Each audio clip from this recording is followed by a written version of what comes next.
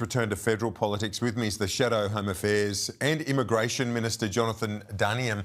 Thanks for your time. On the issue of the ISIS brides, the Prime Minister says the government won't repatriate or actively help this group. The Minister says that they are taking advice from the security agencies on temporary exclusion orders. What's your reaction to what they're saying, and what's your position on this cohort?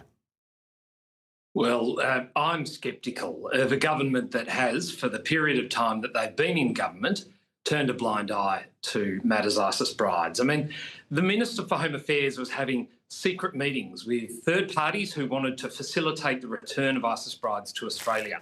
Meetings where official departmental note takers were asked to leave. Meetings where one of the attendees, who has later been revealed to be a chief campaigner for the Home Affairs Minister, Dr Jamal Rifi, who headed up the group Friends of Burke, is reportedly in Damascus now assisting this cohort of ISIS brides to get back to Australia. So it all seems a bit murky for me to believe that this government somehow has our nation's best interests at heart.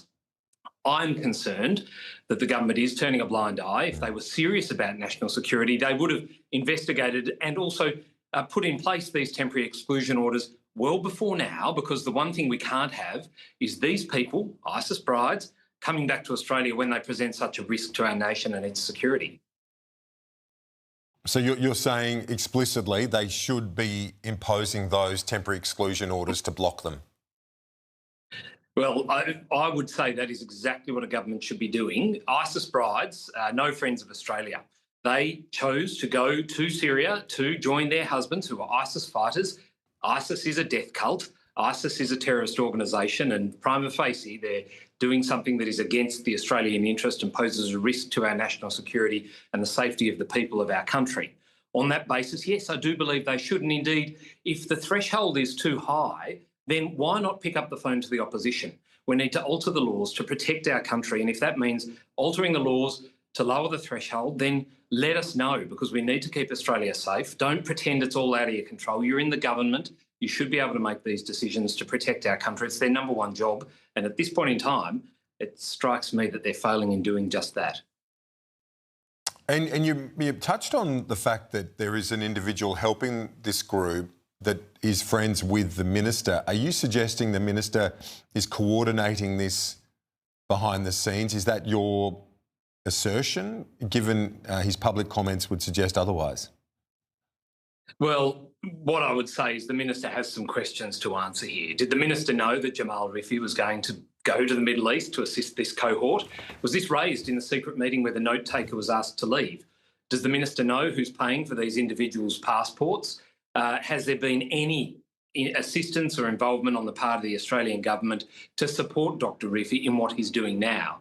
I think the Minister needs to answer those questions to give clarity to Australians. The government, out of one side of its mouth, says that they want to protect the country, and the Prime Minister says if you make your bed, you lie in it, i.e. these people shouldn't come back and perhaps should face criminal sanctions for what they've done. But then we see this individual that has met with the Minister, with the government, who supported the Minister's re-election campaign, off overseas doing this. Something is not right here. The Minister has not fronted to answer questions today, and I think he needs to put Australians' minds at rest, but also to guarantee we will not allow these people back into the country, given, as we know, at least 3 of them are deemed high risk.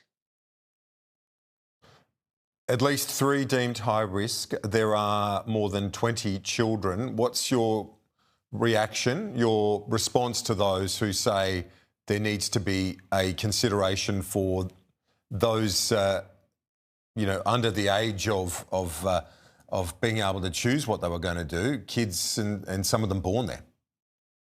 Yes, indeed. And look, that is a terribly complex matter there. And of course, it's very sad that anyone would inflict this on a child. The men and women who have either taken children with them or those children have been born into that part of the world while their parents are participating in the activities of ISIS, that is a very sad turn of events. But there is precedence for, of course, supporting repatriation of minors in certain circumstances. But at the end of the day, we aren't talking about that entire cohort being infants. Some of them will be between the ages of 10 and 17, for example, so have had a significant amount of exposure in more formative years to the radical ways of Islamic State. So they too may well present a risk. All of this needs to be assessed, and at this point in time, it doesn't appear to me that the government have made any assessments, not ones they're willing to share with the Australian public, who have many questions about their mishandling of this set of circumstances. Under the new front bench, you've been Shadow Home Affairs Minister. You're now taking on a very important role in immigration. It's as Shadow Immigration Minister. This is going to be front and centre as you try, as a political movement, as a party, to try and win some people back that have been surging towards one nation. Do you accept that? Oh, absolutely, and being clear, direct and unequivocal in what it is we want to do is going to be central to winning back the trust of the people whose trust we lost at the last election and since then. Politics is not rocket science. There are people out there who've been telling us very clearly what they want to see from us and what we need to change. My job when it comes to matters home affairs and immigration policy is to respond accordingly, and that is to have a set of policies which will do what our country needs. We need to bring in people that want to share in our way of life and make Australia an even better nation than it is today. People who want to contribute to our country and make Australia and its economy thrive even more. It's not going to be a difficult task, but one that is going to be important nonetheless, and I'm very excited about making a difference in that space. Do you think that you can get that balance, thread the needle here when you've got Pauline Hanson with the language she used earlier in the week, where it's really been condemned, I think, by the vast bulk of people in the political debate, where she said that there were no good Muslims. I mean, the idea that it's ludicrous, really, when you look at, as Michael McCormack put it to me just a few minutes ago, Ahmed Al-Ahmed, the guy that put his life on the line and saved so many others in those horrific scenes in Bondi. Yeah, it was a ludicrous statement. You cannot generalise. There are Muslims that come to this country that I meet at countless citizenship ceremonies that want to actually come here and take advantage of what this country has to offer them.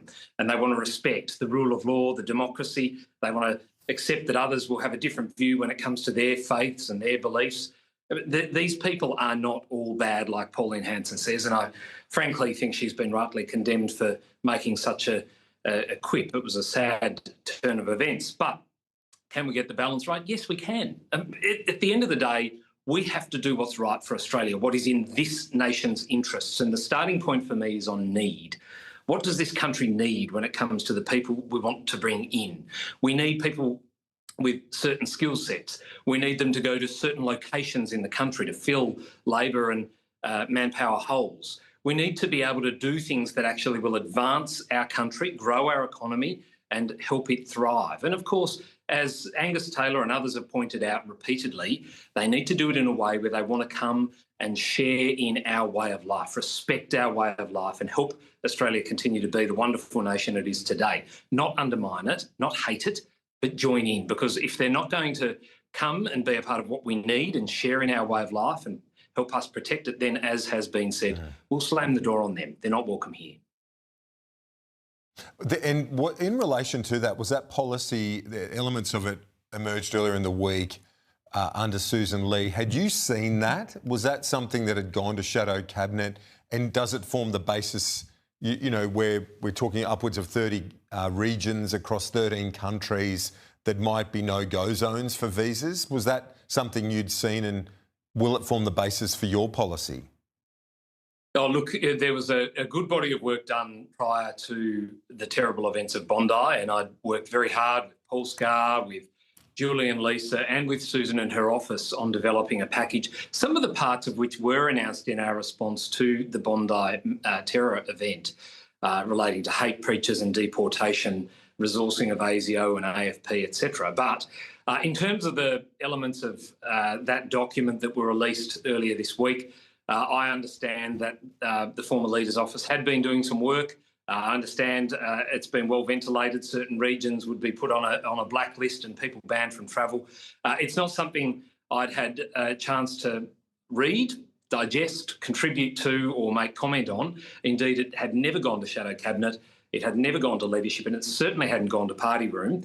But look, I look forward to looking at the detail of what's been talked about there. At the end of the day, though, what we will present is a policy that is actually going to do the best thing for Australia when it comes to our immigration system. That is, bring in people we need and bring in people that we know will share in our way of life and respect what is good about this country, but do so at a sustainable level.